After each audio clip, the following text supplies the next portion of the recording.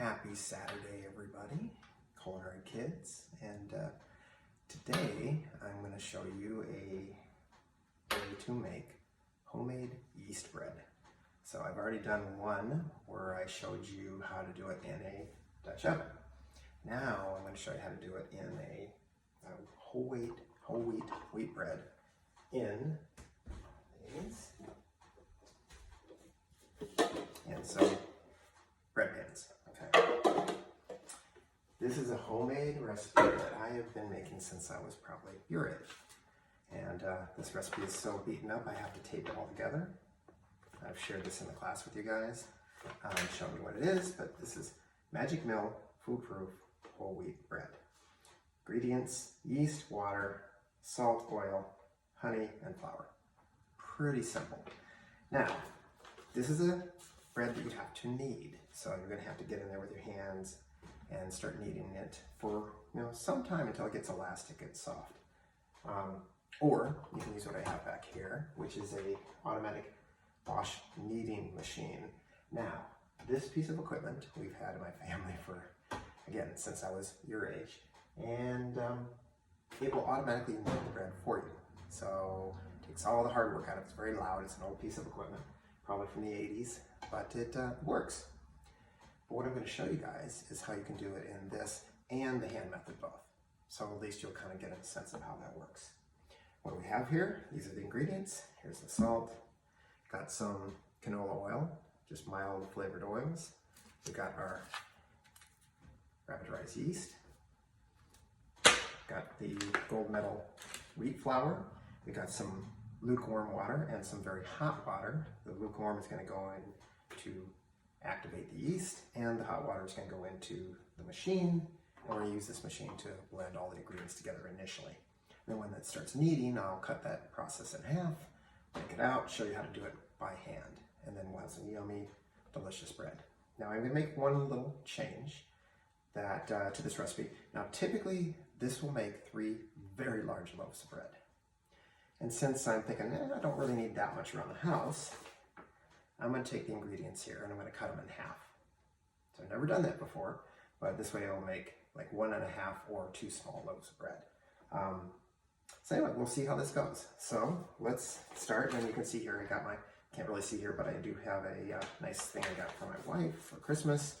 It's a recipe or cookbook holder, so I can easily refer to the recipes from here. But I have not made this in a very long time. This is typically something I make for my mother for the holidays. But her birthday is this week, and so I'm going to make this for you guys and to send her a loaf of this bread, which is one of her favorite treats in the world. So very nostalgic. Okay, so let's get started. So what do we have to do first? So currently I am preheating my oven to 350 degrees. So when I'm ready to throw the bread in there, it'll be all ready to go. So what we have to do first is we have to activate the yeast. So just got a small bowl, doesn't have to be that big. Now, this calls for 2 tablespoons of dry yeast. I am going to only put 1 tablespoon, so I'm going to do this halves. And let's hope this goes, very smoothly. Hopefully we don't have any complications with it. Excuse me, let me break this open. Okay. So normally I would probably use this whole packet. But since I'm going to be needing to make it smaller, I'm going to measure. So this one says 2 tablespoons, so I'm going to go and get my tablespoon, and I'm just going to do about half of this. So we're going to do 1 tablespoon, I'm sorry. Well, which looks like it might be just the right amount. So let's see. Okay, so I haven't made this in a very long time, so what I do is I put 2 packets in. Okay. Clean this up. Next, what we're going to do is I'm going to take the hot or the lukewarm water, which in this case was a 1/2 cup, so now we're going to half that, that's a 1/4 cup, and we're going to throw it into the yeast. There we go. And now, just going to stir it up a little bit. You don't have to stir it, just make sure you don't have any dry parts of it. Now, yeast is a living organism. So by adding water, it brings it to life, and it's going to start kind of foaming up a little bit and growing in size. And this is what makes the bread rise. This is the big main ingredient. Without this, you don't have bread. Okay, so what I also do, and this is just my little touch, I take a little bit of honey and I put it in here. Now honey is sweetness, and sweetness will activate the yeast a little bit longer. So I just get a nice little squirt of that and mix that in. You can put sugar in it if you want, prefer. Okay. And that's it. So now we're going to activate this, and this is going to take about maybe 10 to 15 minutes. So I'm just going to set this aside over here.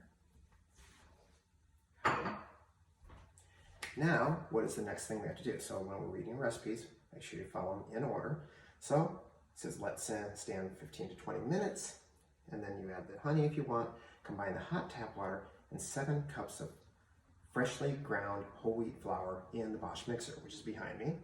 And then mix on a low speed until well blended. So let's go and do that. So what I'm going to do, whole wheat flour. And by the way, this is one of the best breads I've ever had. So let me plug this in. Okay. It is pretty loud, so I'm going to warn you. Okay. So now we're going to do, it says, combine 7 cups of freshly ground whole wheat flour. So what we're going to do is we're going to do 3.5 cups instead of 7. So let's go and do that. Now, when you're doing wheat like this, you can pull it against the side, and that will even it out. Or, if you want to, just take the back of a knife. That'll be the most accurate way you can do it. So now we're going to take this. Okay, so there's one.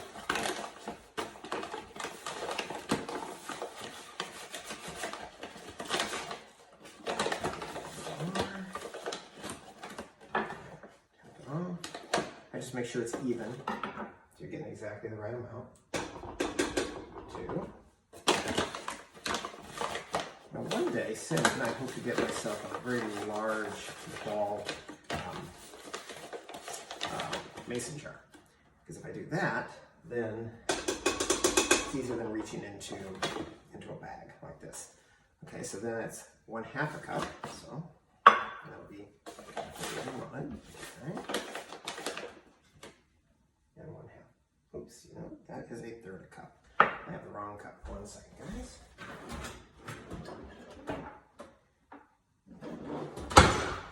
Okay. Let's put that back in there.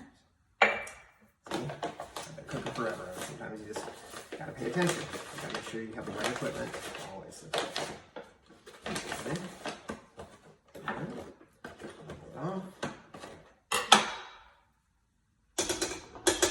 And 3.5 cups. Okay.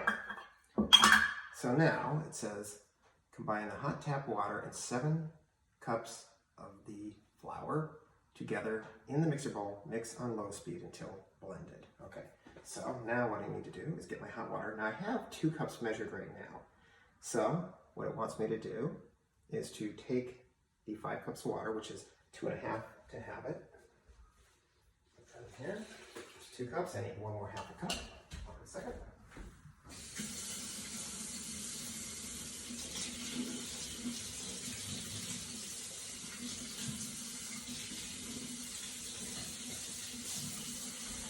Okay, so that's getting up to temperature. So let that get hot.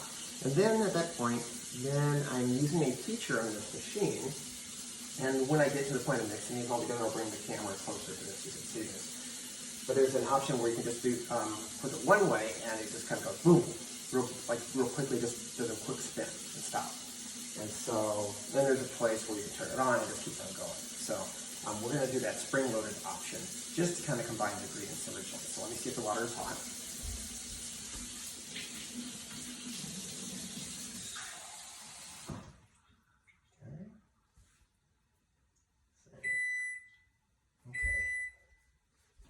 Now we got the 1/2 a cup, and that was the sign that the oven is preheated. Okay, now let's look at our yeast while we're sitting here. So let's just a second. Okay, so it looks like it's kind of starting to bubble. That's chemicals, that's the chemical reaction. It basically is expanding with carbon dioxide. And so we're just going to leave it alone here and let it continue to go. So it might get pretty big here. So again, it takes 10-15 minutes for that to do that. So we'll leave it here. Okay. Now, let's see. So now we're going to mix these ingredients together. So here we're going to go. Just a spring-loaded action.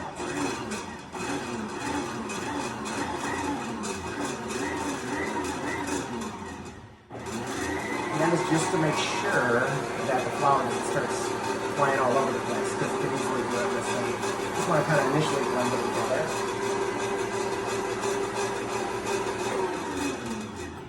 Okay, so now,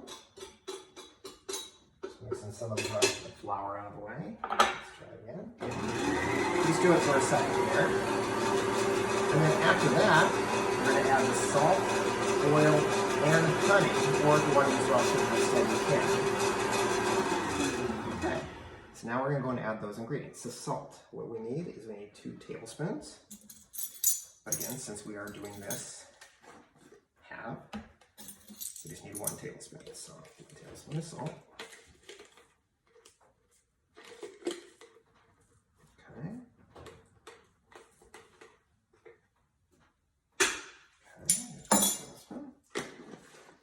And then we need the oil. So it is 2/3 cup of oil and 2/3 a cup of honey. So let's get our oil. Okay. And again, we're just using canola oil. So we're just going to use 1/3. This is where math comes in handy. And that is my little Ellie girl cat, if you can hear her meowing. Okay. And then we're going to do 2/3, cut it in half, 1/3 of honey. Let's just do that over here. So that's all. And this is, sometimes you have to warm it up and stuff to get it out of here. So I'm just going to take the top off here. I figured this would be a little bit easier. Okay, so let's get 1/3 of honey. And this is going to give it the sweetness. So this is some of the best wheat bread I have ever had, to be honest. Okay, so there is about 1/3 cup. And the honey doesn't have to be exact. If it's a little bit off, it's fine. Okay.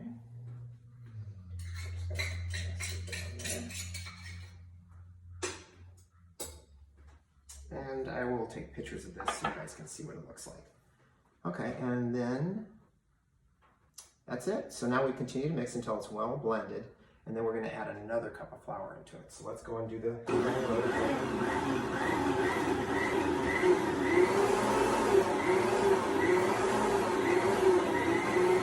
just going to let it mix. So this is what's going to knead it too. So it's going to take a while. We're going to have that thing running for a while. I'm going to cut it in half, like I said, and then we're going to do the other half.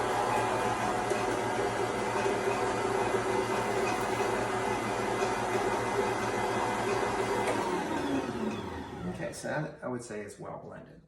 Now, at this point, we also want to, well, we're going to be putting the yeast in shortly. So let's go and do one more cup of flour, which in this case is a half a cup, since we want to make sure we're doing it in half. I'm sure hope this turns out right. I've never done this before, but I figured we don't need to do it like that in the house. So, looks pretty accurate. And if it's a little bit off, it's fine, but you just don't want to be too far off. You want to measure is in the dry ingredient measuring cups. Okay, so we'll put another half cup in. We'll mix that, and then we'll see how our yeast is doing.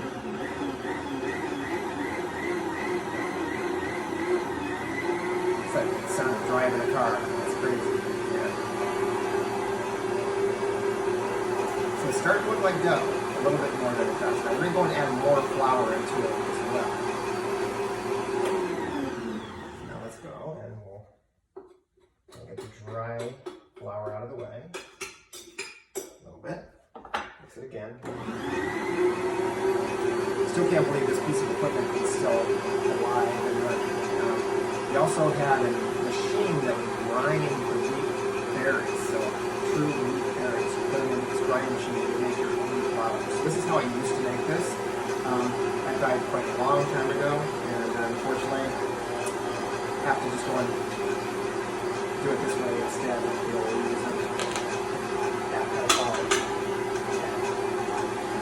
But it's okay. This tastes absolutely delicious.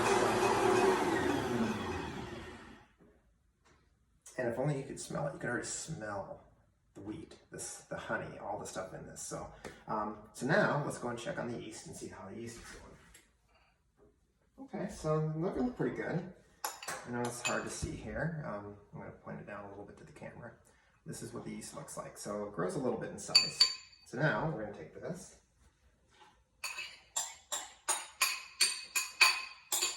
Put that in there. Now we're going to mix it again.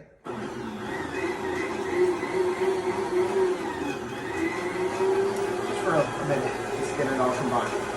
Now, at this point, we are going to add what says 3 to 4 cups more flour. So then we already half it, so that would be 1.5 to 2 cups of flour. So we'll start with 1.5 to see what it looks like, and then we'll put in more flour.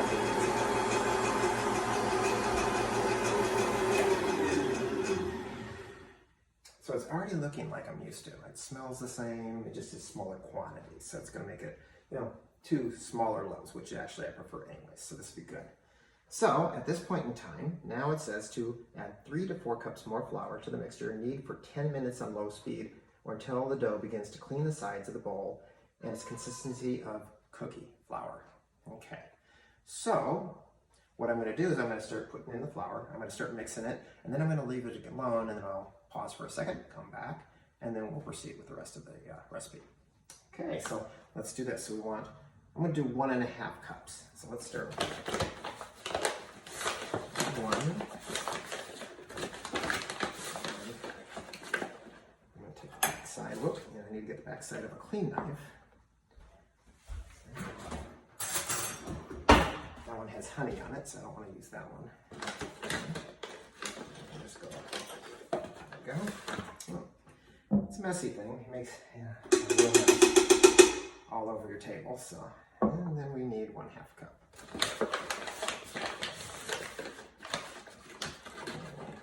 Out.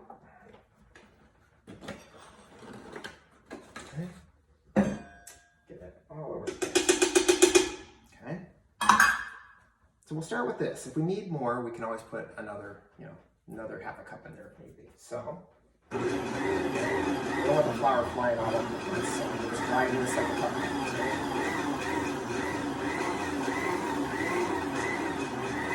And now it's activating the gluten. One of those things that be careful if you're gluten intolerant. It's not a good thing. You have to go find other kinds of flour that are basically allowed you to have none of the gluten in it. We try to make sure it has gluten in it, so there's why you have to be careful. I do have some friends that are gluten intolerant, and it's challenging, but they make it work. Okay, so now let's just kind of let you see what the dough looks like. Just quickly.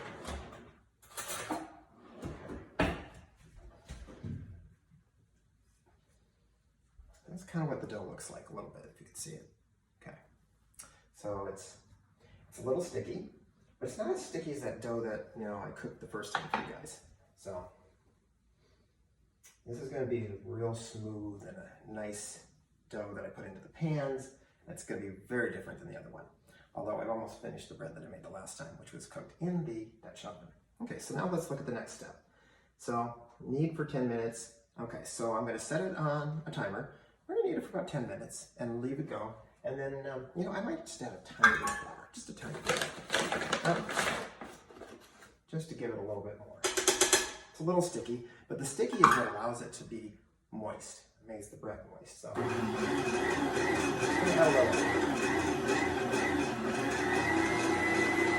look at it in a second again, and if I feel like it looks like it's good, then we'll do it for 10 minutes. Okay. Looks very good. Okay, so at that point, I'm going to clean up. I'm going to let that run. I'll come back, and then we'll show you the next steps. See you soon.